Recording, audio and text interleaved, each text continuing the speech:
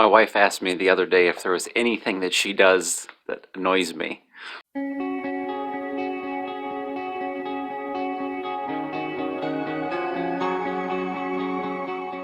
Now, I know as you hear that, you probably think that that's a loaded question. You know, the big danger signs start going off, the warning signs. Don't you dare answer that question. But our relationship is such that, yes, I could answer it. But how did I answer it? I says, yeah, certainly there's some things that annoy me. But I also added to that remark, I says, many of those things, I've come to the decision and the conclusion, is it really worth it in regards to our relationship? I could let those things annoy me, or I could accept that is who she is as an individual, that is how God has created her and crafted her, and appreciate those things, and simply see that as something that I myself have to get over in my manner of loving her. In Ephesians chapter 5, where we're at today, Paul has an extended section that actually goes into chapter 6 on households, on relationships. He gives instruction to wives. It says to submit unto your husbands as unto the Lord. Now, I know that word submit is a very dangerous one, particularly because most often the word submission is not understood properly as the context of Scripture relays it to us. As we see it within Scripture, it is a beautiful thing, especially when a husband is doing his job and loving his wife as Christ loved the church. Now, husbands, I'll say this first and foremost to you: love your wives.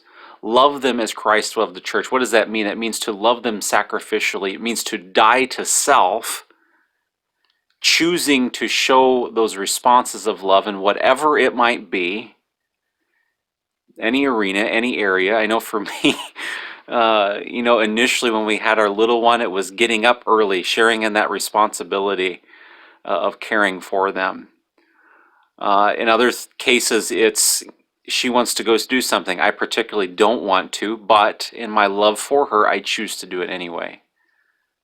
It's that give and take, that sacrifice, all in an effort to love her, putting her first in my life. Of course, God first and then her, but putting her above myself.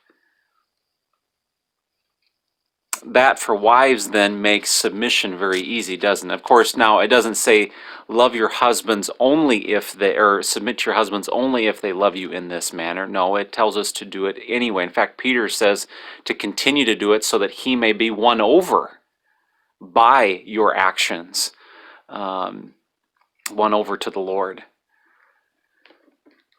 Later he'll talk in chapter 6 about children obeying your parents, so on and so forth. You know, and in many of the things that we encounter in our relationships today, many of the troubles and trials and struggles and things that we face in relationships come back down to one thing, one very simple thing, is that we as husbands or wives are not living out what God has prescribed for us within Scripture. Now, these instructions that Paul gives are God-given, and these things are not just good ideas. They're not just the top 10 tips for the day. These are things that God has said and prescribed that are to be a part of a successful marriage relationship. If you want your marriage to succeed, this is how you do it. You implement these things. Paul says, wives, submit to your husbands as to the Lord. Verse 25, Ephesians 5, husbands, love your wives just as Christ loved the church. There's examples here. There's things that we're to do. And as we put these things into practice in every arena of our marriage relationships, we find that they will succeed as we purpose to do these things.